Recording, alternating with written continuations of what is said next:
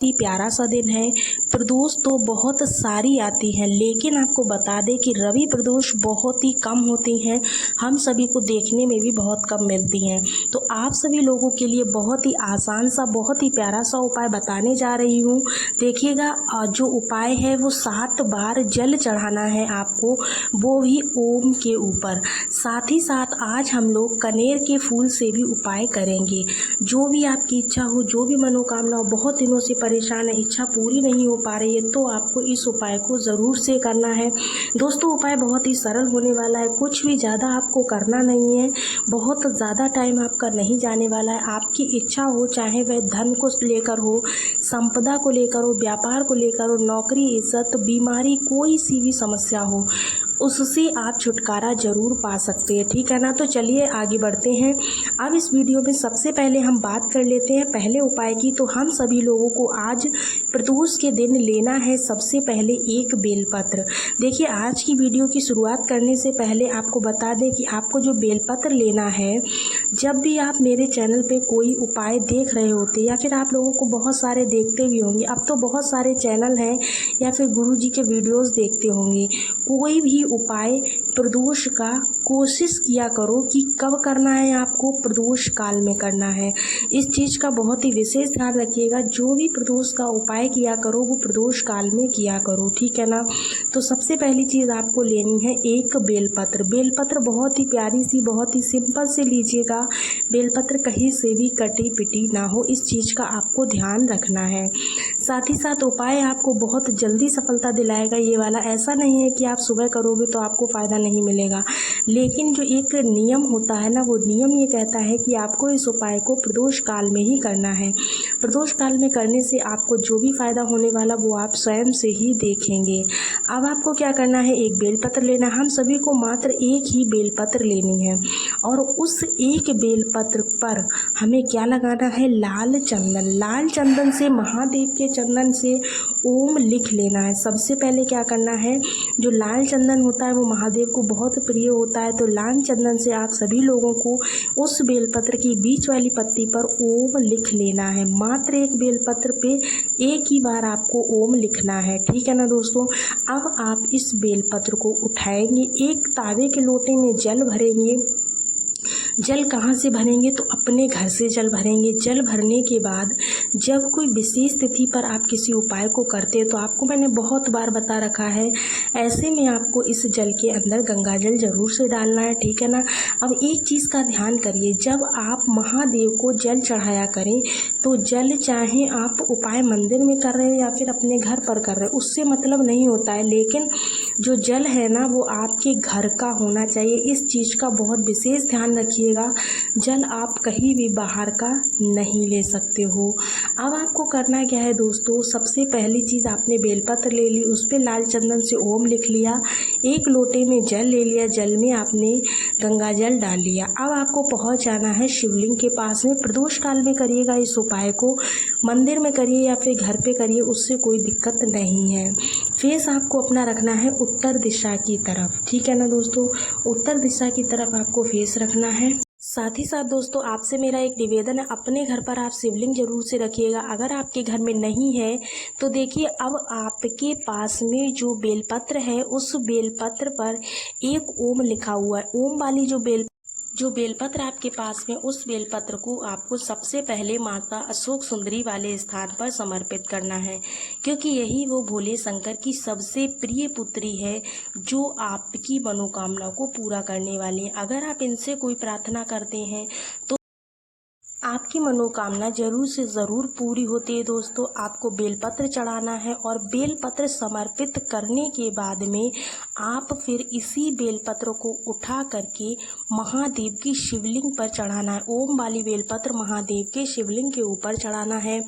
अलग से कोई भी बेलपत्र आपको नहीं लेनी है, वही वाली चढ़ाना। लेकिन जिस तरफ ओम आपने लिखा है वो शिवलिंग पे टच करना चाहिए, यानी कि आपको जो बेलपत्र है वो उल्टी चढ़ानी है। इस चीज़ का आपको विशेष ध्यान रखना है। अब आपके पास में है क्या चीज़, एक लोटा जल। तो दोस्तों, उस जल को उसी ओम वाली बेलपत्र के ऊपर, जस्ट ऊपर आपको 7 बार चढ़ाना है। कितनी बार, ये चीज़ ध्यान रखेंगे, 7 बार चढ़ाना है। धीरे धीरे करके थोड़ा सा जल चढ़ाना है, श्री शिवाय नमस्तोभ्यम बोलते हुए फिर थोड़ा सा चढ़ाओगे, फिर श्री शिवाय नमस्तोभ्यम बोलोगे। इस तरह से आपको कम से कम 7 बार इस जल को शिवलिंग के ओम वाली बेलपत्र के ऊपर चढ़ा देना है। अगर आप इस उपाय को रवि प्रदोष के दिन कर लेते हैं दोस्तों, तो आपकी जो भी समस्या है, जो भी इच्छा है, उसको बोलते हुए आपको इस उपाय को करना है। जिस स्थान से आपका जल नीचे गिरता है जलाधारी से, अपने हाथ पर लगा करके आपकी जो मनोकामना है, जो भी इच्छा है, उसको बोल दीजिएगा शिव जी के सामने, यानी कि शिवलिंग के सामने। आपकी इच्छा बहुत जल्द से जल्द पूरी होगी, ठीक है ना। तो करिएगा ज़रूर, बहुत ही आसान सा उपाय था, भूलना बिल्कुल भी नहीं है। अब हम बढ़ते हैं अपने आज के दूसरे उपाय की तरफ। दूसरा जो उपाय है मैंने पहले ही आपको बता दिया है कि जो कि आपको पीले कनेर से करना है। आप सभी को कनेर के पुष्प के साथ में करना है। इस टाइम पे कनेर का पुष्प आपको ईजिली मिल जाता है, इसीलिए इस उपाय को समझा रही हूँ। करने की कोशिश ज़रूर कीजिएगा, बहुत ही आसान सा उपाय है, आसान शब्दों में आपको बताएंगे। यह उपाय आपके जीवन के किसी भी प्रकार के कष्ट को दूर करने के लिए होगा। आपको बहुत ही मतलब उपयोगी उपाय लगेगा, बहुत ही आसान सा उपाय है। इसके लिए कुछ भी नहीं करना है, सिर्फ आपको एक पीला कनेर का फूल लेना है। एक बात और बता दूं, कनेर का फूल 2 से 3 भी ले सकते हो, ठीक है ना, लेकिन 2 से 3 प्रकार के भी होते हैं, ये चीज़ ध्यान रखिए। गुलाबी होता है, पीला होता है, सफ़ेद होता है, तो आपको पीला वाला लेना है, ठीक है ना। एक मिल जाए तो एक ले लीजिए, 3 मिल जाए तो 3 ले लीजिए। महादेव को समर्पित करने के लिए जो सर्वोपरि माना जाता है ना, वो आपका पीला कनेर होता है। तो एक कनेर का फूल लीजिए पीला, और आपको एक लोटे में जल भर लेना है। जल आपको कहाँ से भरना है, तो अपने घर से भरना है। ये चीज़ मैंने आपको कई बार बताई है कि जल आपको मंदिर से ना लेकर के अपने घर से लेकर के जाना है।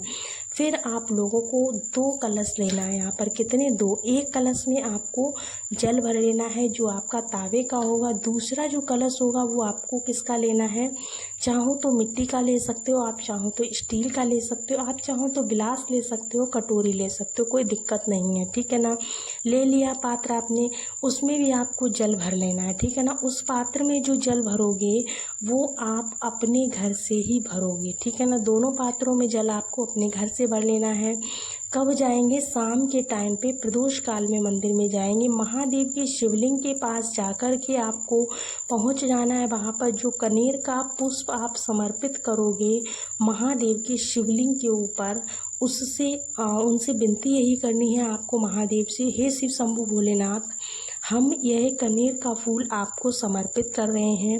हमारे जीवन में जो भी समस्याएं चल रही हैं, इस फूल को स्वीकार करके हमारी उन समस्याओं को दूर ज़रूर से करिएगा। इस तरह आपको प्रार्थना करनी है। प्रार्थना करने के बाद दोस्तों आपको एक काम करना है, वो क्या है, देखिए यहीं पर आपको आशीर्वाद की हमें आवश्यकता होती है। कैसे, देखिए आपको क्या करना है, जैसे मैंने बताया है कि आपको ऐसे ही बोलना है। जब पूजा पाठ करते हैं ना तो ऐसे बोलते हैं, इसीलिए मैं आपको बता रही हूँ कि ऐसे ही बोलना ज़रूरी नहीं है। जब मैंने बोला है तो आप वैसे भी बोल सकते हो, या फिर आप जिस तरह से प्रार्थना करते हो भगवान शिव के सामने, आप उस तरह से भी कर सकते हो, कोई दिक्कत नहीं है। जैसे भी आप बोलना चाहो आप बोल सकते हो, प्रार्थना करना चाहो कर सकते हो, ठीक है। अब आपको क्या करना है, जो जल आप लेकर गए हो उस जल को आपको कैसे समर्पित करना है। 2 पात्र में जो भी जल है वह जल इस कनेर के पुष्प के ऊपर आपको दोनों जल एक साथ समर्पित करनी है। भगवान भोलेनाथ की शिवलिंग के ऊपर श्री शिवाय नमस्तोभ्यम बोलते हुए दोनों जल आपको एक साथ समर्पित करने हैं। नियम क्या कहता है कि कनेर के पुष्प के ऊपर जल चढ़ाने के बाद में आपको क्या करना है, उस जल का आचमन नहीं करना है, ठीक है ना। ये चीज़ विशेष ध्यान रखिएगा, आचमन नहीं कर सकते हो, क्योंकि कनेर का पुष्प क्या होता है बताओ को, कनेर का पुष्प में होता है जहर। क्या होता है, जहर। तो उसका आचमन नहीं करना है और ना ही उस पानी को झेल करके अपने घर में लाना है। इस चीज़ का विशेष ध्यान रखिएगा दोस्तों। होप सो आपको रवि प्रदोष के दोनों उपाय बहुत अच्छे से समझ में आए हो। अगर उपाय पसंद आ रहे हो तो वीडियो को एक लाइक ज़रूर कीजिएगा, चैनल को सब्सक्राइब कर लीजिएगा, जिससे कि आपको पूज्य गुरुदेव के सभी उपाय यहाँ पर मिलते रहेंगे। चलिए मिलते हैं आपको एक अगले नई जानकारी के साथ, तब तक के लिए राधे राधे, श्री शिवाय नमस्तोभ्याम।